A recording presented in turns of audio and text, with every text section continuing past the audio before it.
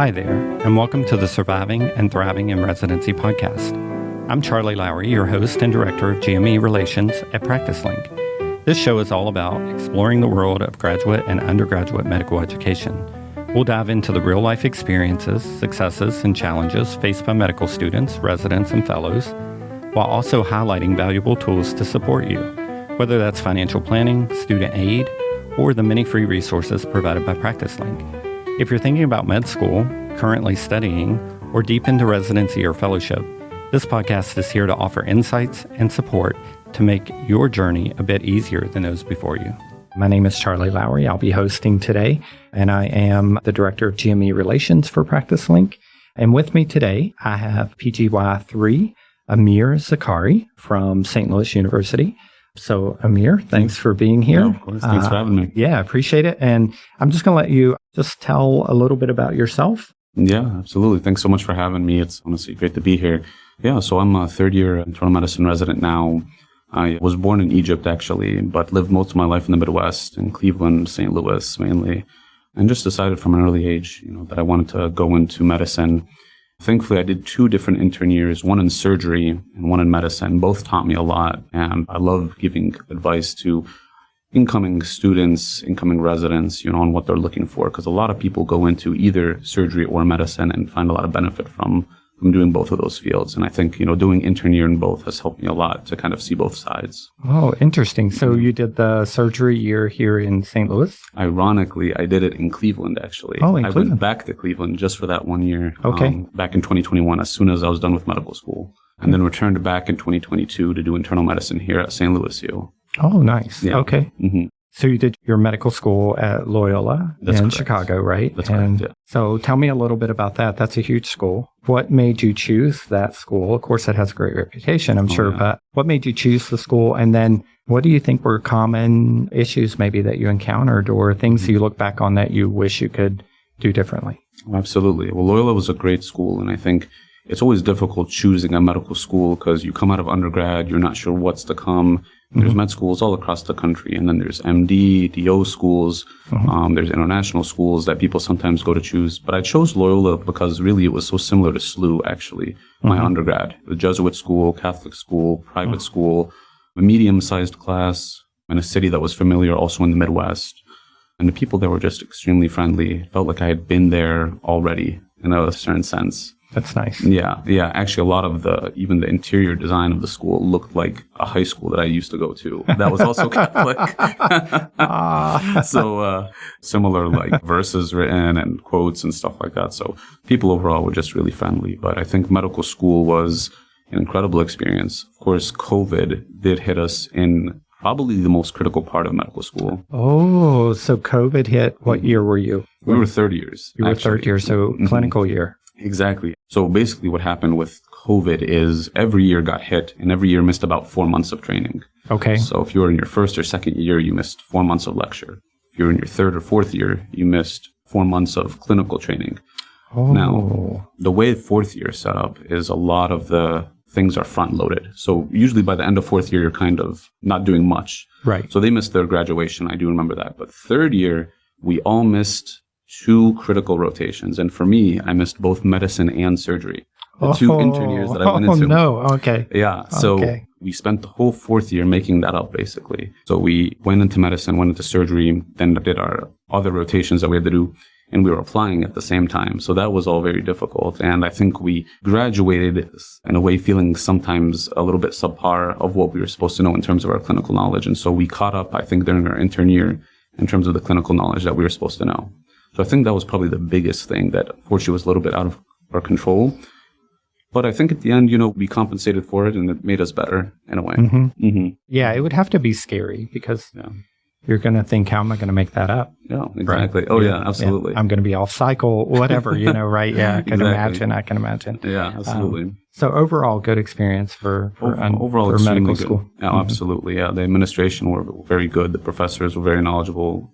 Loyola, even though it's like a small, medium hospital, it had everything. It had transplant surgery. It had all the different types of procedures. I would say maybe not a quaternary center, but like a tertiary center for care. So it was a really great experience. Wow. Yeah. Nice. Yeah. Very nice. So what led you back to St. Louis? Yeah, so after I did the 1 year of surgery in Cleveland, I had kind of decided to go back into internal medicine, after having tried surgery. And I think I just missed the pathology. I missed seeing patients that had heart failure or COPD, basically diseases in every system that I think really added to me building myself as a clinician in general. So I wanted to come back to St. Louis. I just never thought I would. After being at Loyola and in Cleveland, I never thought I'd land back home, which is the excellent part. That's so nice. Yeah. So nice. Oh, yeah, absolutely. Yeah. Yeah. So tell me about year one. Was it a smooth transition for you? How were the hours? Was it exhausting? Did you have a life at all outside of work first year? Yeah, it was extremely interesting going back to Cleveland as an adult after having left in 2011 as a teenager. But I think the transition was extremely rocky because, as I mentioned, medical school had prepared us for a lot of things, but, to go into a surgical intern year where it's already kind of a rough place to be, I didn't feel like I had all the tools, specifically, I think, because of the COVID era. But our program, I think, was very supportive. They understood, that these were kind of atypical circumstances. And very quickly, I think in the first 2 months, we caught up to the level that we needed to be to take care of these really sick patients. So Perfect. I'd started off on vascular surgery, which was extremely tough. Wow. Okay. Sometimes hours would be around the 80-hour kind of work week. Most hours and most days, I would say, hover around 70 hours. So we do 6 a.m. to 6 p.m. at least 5 days a week. And then depending on your call schedule, you would do another 12 hours on Saturday and then be off on Sunday. Wow. Yeah. And then we do a whole month. Sleep on Sunday. Yeah. Right? Sleep on Sunday. Yeah. Prepare for the next week. So, honestly, looking back on it, I always tell people maybe I wouldn't necessarily choose to do it again, but I never regret it. It's part of my journey. And I'm so happy that I did that year in surgery because it made everything in internal medicine here at St. Louis U so much more meaningful. And I got to look at patients a medical point of view and then also a surgical point of view. And basically in medicine, I didn't know this coming in, but when you are on call, you basically take care of any problem that arises in the hospital. Sure. So it can be a medical patient, a surgical patient, psychiatric patient, anything at all. And so I just got off the inpatient floors about a month ago, and there were 2 surgical emergencies that happened that I would have not known how to deal with at all if I had not done that year in surgery. So they both complement one another a lot. In fact, the crazier thing, I had 2 co-residents that were working with me on the team. They both had done years in surgery before coming to medicine as well. And so we were this team of kind of hybrid medicine people that really the physicians that we had worked with, our bosses, they were, I think, impressed that we had this clinical background. So surgery really complemented medicine a lot. And That's amazing. Yeah, I'm very thankful for it. Yeah, and it really does sound cliche to say, but there's a reason for everything. I do believe that, and I think that you find that out at some point. I think even with me working with medical students, when the match came around and I had students who were completely devastated when they didn't match or when they ended up in a scramble or in a soap now, they were devastated and would end up at a program that they thought, oh, I don't want to be in this city. I don't want to be here, and I'm still in touch with them. And it's the best thing that ever happened to them. Now they are just the happiest people ever. And, I tried to always tell them as medical students, sometimes things happen beyond our control and we wonder why at the time, but we always look back and we say, oh, okay, it makes sense now. Exactly, absolutely. And I'll add to that. So that surgery year was a preliminary year. So I also didn't match into surgery, into general surgery. I matched just into the 1 year. Okay. And even the way I found out about this position and the interview for it was very random, actually. And I ended up going there and ended up being one of the best experiences I could have had. So I always tell medical students there's a lot of hope. Everybody has to kind of start somewhere, but if you can kind of train yourself and train your mind, put one foot in front of the other and just always keep going, you'll find yourself much farther ahead than you can ever believe. I do believe that. Physicians, are you looking for the right practice in the perfect community? We can help. Schedule a quick free call with a PracticeLink physician relations specialist today. We'll connect you with recruiters and help guide you toward the job and place of your dreams. Visit PracticeLink.com for more information. So what about the decision to become a doctor? What led you to that?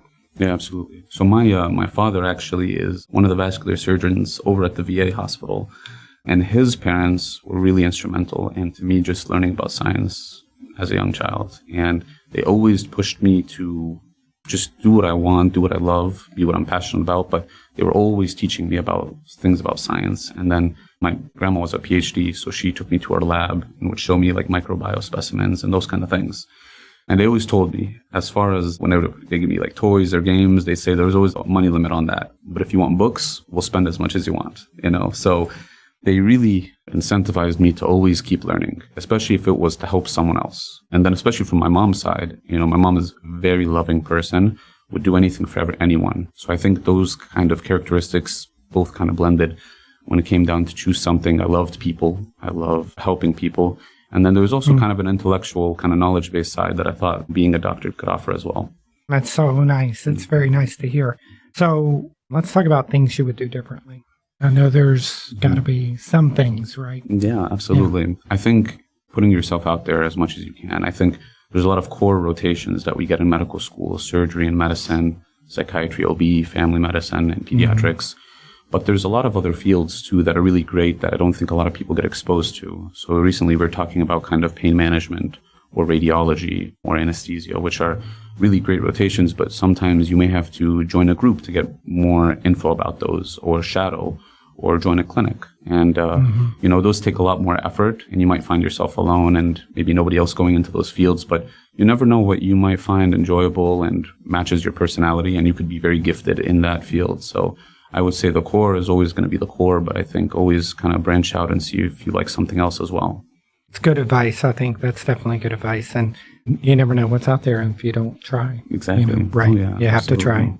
So you talk about that first year and you're working 80 hours a week. And how do you find time for yourself? How do you kind of balance your own life, or do you just kind of push that aside?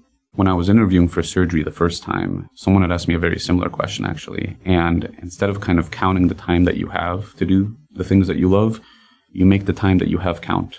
To avoid cliche. No, it's so true. That makes sense. Yeah. And honestly, in Cleveland, I had a really great time, actually. I did work 6 to 6. I do remember that. I remember the calls being very heavy and hard. But I also remember a lot of great times in Cleveland. I met some of my best friends for life there. I was back. I'm very tight to my church community over there. So I had a great time with them. And it was a time I look on fondly. I think what you have to do is know that you're doing something very honorable, especially a lot of students and residents are in their 20s, spending the bulk of their 20s doing this, and it's very honorable that as a young person, you've decided to kind of take care of these people who are in maybe their 70s, 80s, and sometimes, young people that are living so sick at such an early age. So there's definitely a lot of honor and dedication that goes into it. So I think just be proud of yourself for that and truly know that you will feel satisfaction knowing that you helped someone at the end of the day. And at the end of a day's work, whether it's good, bad, mentally draining, just say, I did my best. If I wasn't there for this person, maybe nobody would have. And this person, whether they lived or died, would have wanted me to have a life of my own as well, because nobody in the hospital wants to be there. You always wish the best for people outside. So even if I got out at 6 o'clock, by 7 o'clock, I'd be doing something with my friends. 8 o'clock, maybe I'd be at church. 9 o'clock, I'd be reading a book. Those hours, even if they were only 4 hours until I had to sleep the next day, I made use of those hours. Whether it was talking to a friend, helping someone going through something hard, doing a podcast, those kind of things. Yeah, talking to family. Exactly. Right? Yeah. Exactly. I love talking to people. It's just so great. And you will find that the days really go by so fast, especially in surgery that has kind of the reputation that it does as being so hard. I really enjoyed every minute of it, actually. And we were the backbone of the hospital. The hospital wouldn't run without us. And some of the hospitals really are like that, There was one time, it was late at night, and this patient who was in the medical ICU, by chance, started bleeding from an old surgery that they had. So it was an arterial bleed. And so these kind of bleeds are just, the patient's going to die in probably minutes if you don't do something. And we spent half the night trying to get this patient positioned and get this scope down them, talking to all these specialists to try and save this patient's life. And I remember we'd come out, our shoes were covered in blood. We couldn't walk home. I walked home in socks that day. But at the end of the day, I look fondly on those days because that patient did live. And we would check up on them every day in the ICU. And, that patient's living a normal life now, which is very satisfying. Right. And what a learning experience. Absolutely. I mean, that's something you can read about all day long, but if it doesn't happen in front of you, then Exactly. It's great learning, truly taking kind of experience out of the textbook. Yeah. Do you think that depression is a big thing for first-year residents? I think so. I think it's easy to definitely fall into either depression or I'd say anxiety or burnout, I would say. Yeah, because for you, it sounds like you had a good network. You had your church life. But for someone else who may come home and just crash and day after day, it seems like it could get to a point where, Certainly. I was talking with some medical students that I was with at SLU. I told them that I really believed in them. Their clinical knowledge was excellent. I was very proud of them. And I told them, I want you guys to be extremely resilient. But at the same time, you got to take care of yourself. You got to listen to your body, listen to your mind. Not every day is going to go by so smoothly. And so every time you really need to just put your own health first, not just your physical health, but your mental health. And I think when people are cognizant of that, they really do take care of those kinds of things. And I think even the programs have begun to respond to it. So especially my surgery program, I got along with pretty much all the residents, and especially the person at the top. He was a surgical oncologist. He was very sensitive to our well-being, our mental health. And I think especially coming from the top, that means a lot. That means a lot. It really does. And then especially our program director currently over at St. Louis U, only good things we can all say about him because he is very much in tune with what being a resident is like, how draining it can be. Especially medical patients are just so complex, and especially at SLU, they're so sick, some of the sickest people in the state. And so it is really superhuman sometimes what you can ask a resident to do, but I definitely do think people can rise to that level. And as far as the anxiety and the depression, you just have to really have a lot of good support, but also listen to yourself, reach out for help when you need it, and keep doing the things that you love. That's how it was kind of my final say to our medical students. That's so nice. Yeah. I could see that. I think sometimes you forget about yourself if you're putting others first. And, day after day after day, it adds up pretty quickly. No, absolutely. So, yeah. So how about your application process? Can we talk about that a little bit? Oh, absolutely. So how many programs did you apply to? For fellowship or for the residency? For the residency. For the residency, I want to say it was probably around 150. Oh, wow. Yeah, okay. It was quite a few. Quite a few. Oh, yeah. Quite a few. Okay. And then do you remember how many interviews you went on? It wasn't many. It was probably less than 10. Less than 10? Oh, yeah. Okay. And you knew pretty much with St. Louis University, you knew kind of that you wanted to... Yes, because I had applied twice, essentially. Once into surgery and then another time into medicine. So both were about the same number of programs. And I definitely, if I had the option, I would have loved to come back to St. Louis U. Yeah. So tell me a little bit about St. Louis University. So what are your favorite things there? I can't say enough good things about SLU. One, it's a brand new hospital, which is really spoiled to have something like that, right. Because, sure. Yeah, not all places have that. And over at UH, it was a great hospital, very old hospital, but, it didn't have all the glass and newness to, SLU hospital. Sure. Yeah. But it's a beautiful hospital, one, but I think more importantly, the people are just so nice and caring and compassionate. And it is only like 300 to 400 beds big. But you feel like you're at the Cleveland Clinic, for example. You're just at a giant institution where everything is done, and people come from around the country, around the state to get these things done. So you really feel like you're at the front of major advances in healthcare, and you're with some very dedicated, very amazing physicians, seeing the most complex kind of medical issues that you can even imagine. So I love being there. I think it's made me a very good clinician so far as a trainee. And I couldn't imagine being anywhere else, honestly. So good to hear. Yeah, absolutely. Yeah, I do love St. Louis University. I think that the folks there, the medical folks that I've worked with, are very humble, and they are absolutely in it for the right reasons. Absolutely. I think they serve a great need in the community that is just incredible for St. Louis. I don't know where St. Louis would be without their care. No, I agree. So now you are third year. Yes. And how's that going? It's going great. Yeah. So far, so good. So what's next? So I did apply into cardiology this year, and we'll hopefully find out about that in a little bit. But yeah, excited for the future. I'd love to stay at St. Louis U for that as well. I think they have a really great cardiology program. It would be amazing to take care of people's just cardiac problems as well. It's kind of been a long-term dream of mine as well. And hopefully, if not this year, maybe in the coming years. That's good, yeah. What kind of advice would you have for listeners who maybe are considering... Let's start with, what kind of advice would you have for somebody considering medical school?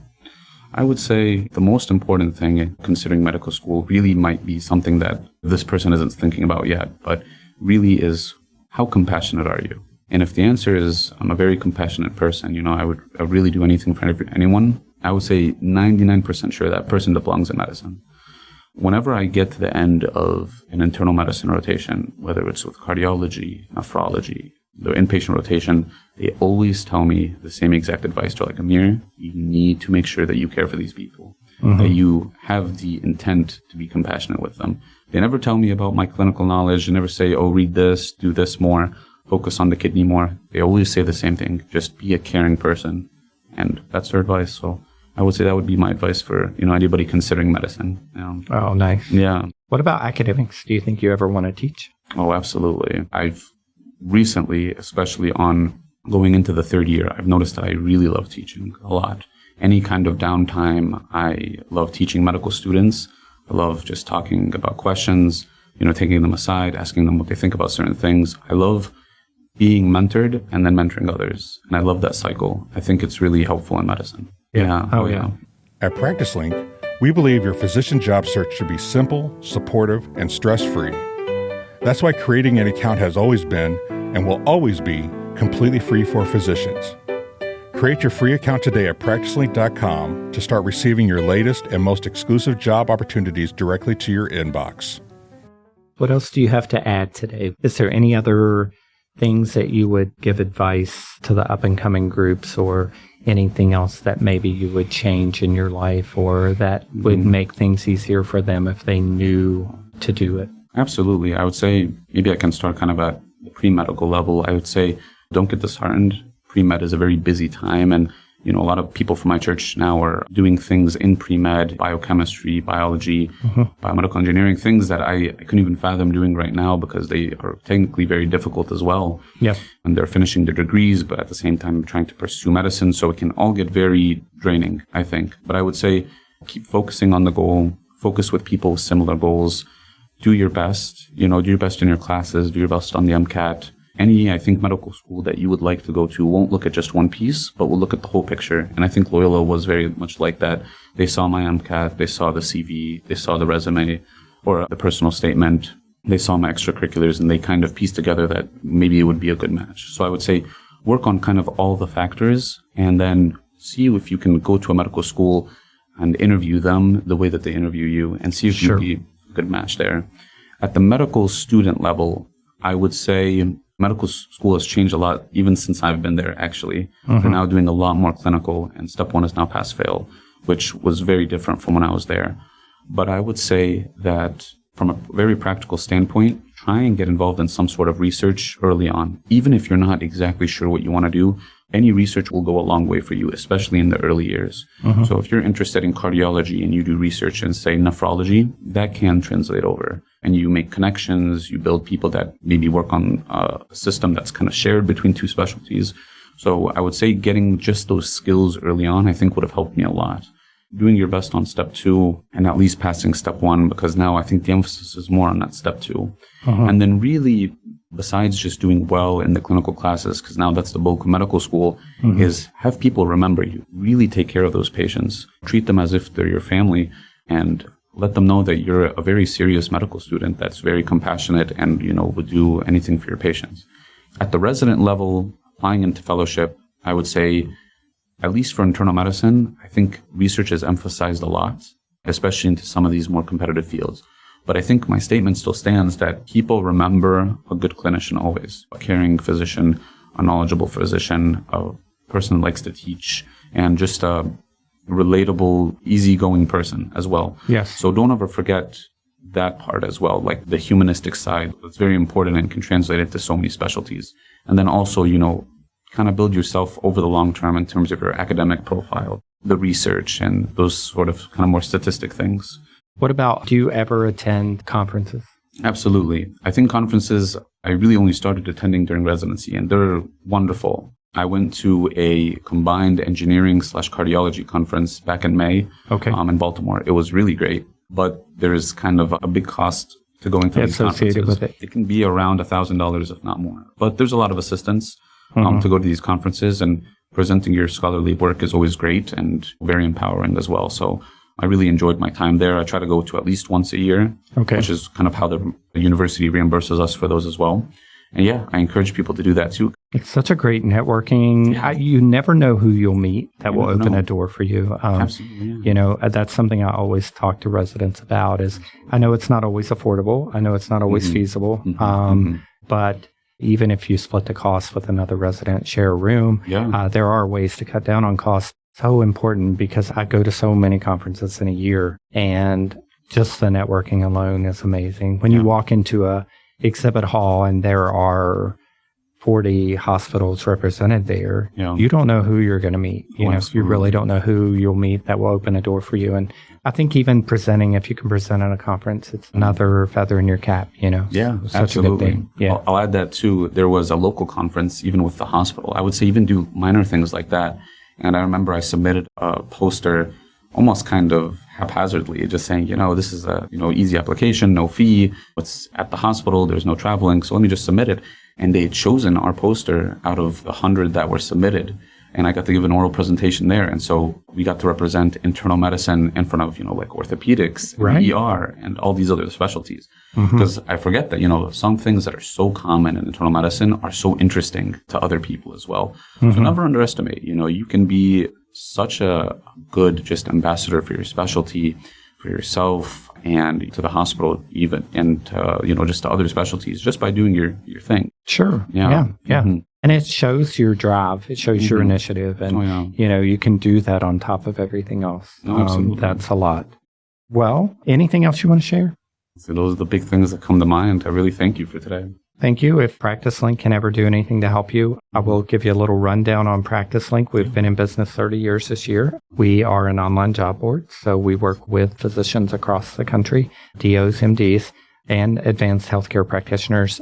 We kind of take the work out of finding a job for you. We have a team of great people who would work with your specialty. You kind of let them know all the specifics you're looking for in a job, and then they run that through all of the jobs that are posted on our job board, and they try to match you up the best they can, and they will send you a link with those jobs that are open that match your criteria. So it's a really great thing. It helps a lot of people. I personally do a CV review that's free service. Everything is always free with PracticeLink for residents, fellows, physicians. But I also do the free CV review, which has been phenomenal. A lot of people sending me their CVs and then just kind of mark them up and send them back to them. So yeah, a lot of good things happening. We do have virtual career fairs, which are all listed on our site, which is another thing that, again, that networking thing, kind of getting the experience of talking to maybe a recruiter and things like that. It's free to register, so the online career fairs are great. So a lot of free resources through PracticeLink for you guys. But yeah, if we can ever help, just let us know. We'd be glad to. That's excellent. Yeah, congratulations on 30 years. And thank you so much for the services. Yeah, absolutely. Yeah, thanks for being on. And hopefully we can have you back on in a few months and maybe do another recording. I'd be happy to. Thank you so much. Okay. Yeah. Thanks. Nice meeting you. Nice meeting you as well. All right.